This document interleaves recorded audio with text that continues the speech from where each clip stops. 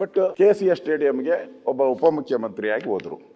ಆ ಕಾರ್ಯಕ್ರಮ ನೀವು ಸರ್ಕಾರದಲ್ಲ ಅಂತ ಹೆಂಗೆ ಹೇಳ್ತೀರಾ? ಪೊಲೀಸರು ಟ್ರಾಫಿಕ್ ಅಡ್ವೈಸರಿ ಕೊಟ್ಟಿದ್ದಾರೆ.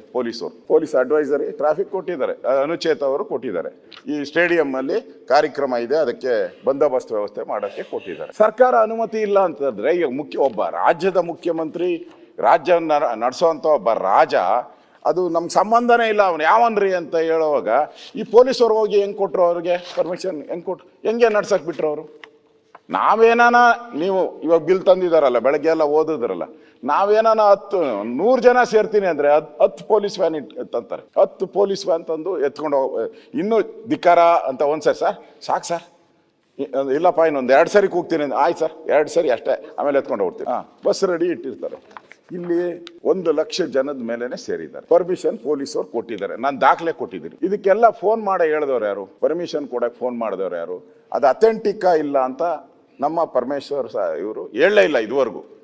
ಯಾವುದು KCA ಸ್ಟೇಡಿಯಂದು ಇದು ನಾವು ಅನುಮತಿ ಕೊಟ್ಟಿದ್ದೀರಾ ಇಲ್ಲ ಅನ್ನೋ ಪದನೇ ಹೇಳಿಲ್ಲ ಅವರು. ಅದು ಮುಚ್ಚಾಕ್ಬಿಟ್ರಲ್ಲೇ ಹೇಳ್ಬೇಕಲ್ಲ. ಇಲ್ಲಿ ಸರ್ಕಾರ ಪೊಲೀಸರು ಪರ್ಮಿಷನ್ ಕೊಟ್ಟ ಮೇಲೆ ಟ್ವೀಟ್ ಯಾಕೆ ಮಾಡ್ತೀರಾ ಸ್ಟೇಡಿಯಂ ಬನ್ನಿ ಅಂತ?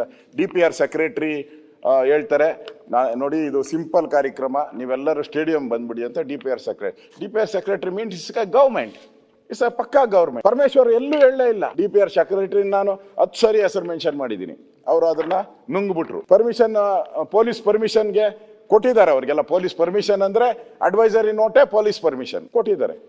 ಇನ್ನೊಂದು ನಾನು ಹೇಳ್ದೇನು ಮರ್ತು ಬಿಟ್ಟಿದ್ದಾರೆ, ಅವರು ಕ್ರಿಕೆಟ್ ಸ್ಟೇಡಿಯಂಗೆ ಹೋಗಿದೆ, ಇದೆಲ್ಲ ಸರ್ಚ್ ಮಾಡೋಕ್ಕೆ. ನಾನು 1 ಡೇ ಕ್ರಿಕೆಟ್ ಸ್ಟೇಡಿಯಮಲ್ಲಿ ಇದ್ದೆ.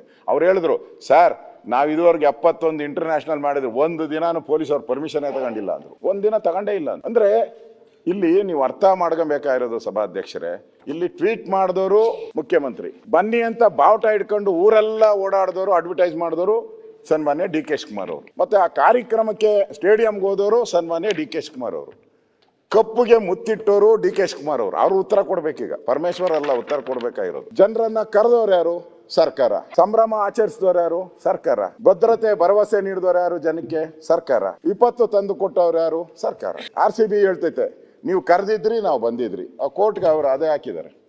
ಕೋರ್ಟ್ಗೆ ಸನ್ಮಾನ್ಯ DK ಶಿವಕುಮಾರ್ ಅವರೇ, ಅವರು ನಾನು ಬರೆದಿದ್ದೀನಿ ಎಲ್ಲ ದೊಡ್ಡ ಅಕ್ಷರದಲ್ಲಿ, ಅವರೇ ಹೇಳಿದ್ದಾರೆ. ಯಾರು? KCA. The government has invited the people to victory celebration front of the Vidhan Soudha. Governor CM against us to avoid FIR against us to avoid public anger against government. ಈ 11 ಜನ ಸತ್ತಿದ್ರು ಕೂಡ ನೀವು ಹೆಂಗೆ ಕಾರ್ಯಕ್ರಮ ಮಾಡೋಕ್ಕೆ ಮನಸ್ಸು ಬಂತು ನಿಮಗೆ? ಅಷ್ಟಾದ್ಮೇಲೂ ಕೂಡ ನೀವು ಇದಾದ್ಮೇಲೆ ಸ್ಟೇಡಿಯಂಗೆ ಹೋಗಿ ಅಲ್ಲಿ ಕಾರ್ಯಕ್ರಮ ಮಾಡಿದ್ರಿ.